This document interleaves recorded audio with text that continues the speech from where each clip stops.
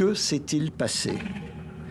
Un désastre écologique, une pandémie, les conséquences d'un conflit armé? Où sont les gens? Les murs sont abîmés, certaines vitres ne semblent pas avoir résisté, mais à quoi? L'hôtel de ville de Paris est dévasté au milieu de cette nature qui, après en avoir tant perdu, a regagné du terrain. Ce sont des photos, censées donc nous apporter rien d'autre qu'une situation réelle, donc c'est troublant. Les auteurs de ces images, ce sont eux, Yves Marchand et Romain Meffre.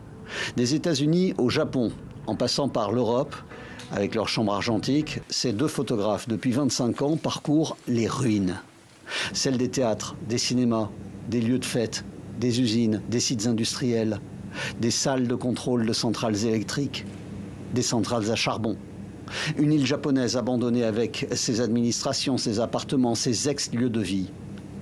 Le duo Meffre-Marchand fait partie des initiateurs d'un mouvement nommé Urbex, pour exploration urbaine.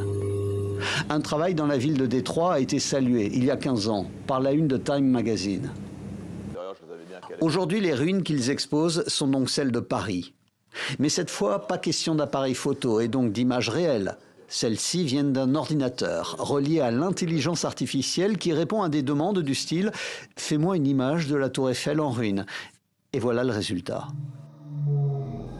Avant ça, l'algorithme s'inspire du travail des deux photographes, mais aussi de celui des premiers explorateurs urbains, ceux qui immortalisèrent les ruines de Paris après la Commune, à la fin du 19e siècle.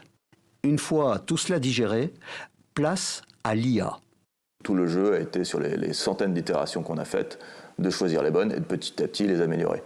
En réalité, il ne fait pas exactement toujours ce qu'on lui demande. C'est plein d'ajustements. Pour faire exister au final 80 images, il a fallu en générer, modifier, améliorer, jeter plus de 50 000. Exemple, les pales d'un célèbre moulin parisien. L'IA ne veut pas les détériorer. Transformer le quartier en zone de désolation, ok, mais impossible de toucher aux pales. En fait, on a fait des générations du Moulin Rouge et on a passé plusieurs heures à essayer de le sortir.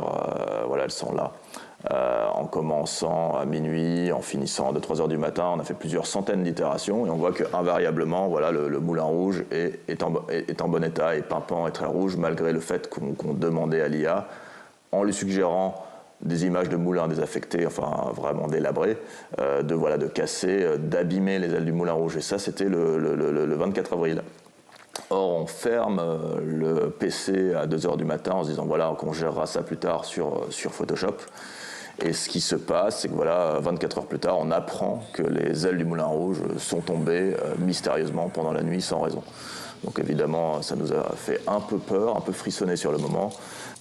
La réalité ce jour-là est venue confirmer le travail numérique, la vision apocalyptique des deux artistes.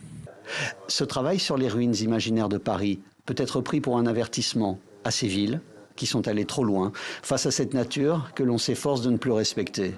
Une réflexion aussi sur cette intelligence artificielle et la dépossession du geste. On se retrouve un peu dans ce moment où, par exemple, les peintres ont vu la photographie apparaître. Et ça, c'est un peu effrayant. Yves Marchand et Romain Meffre vont retourner dans les ruines, les vraies. Après ces créations imaginaires, ils vont retrouver la photo documentaire et l'exploration des domaines où l'intelligence artificielle n'a pas droit de citer, pour l'instant.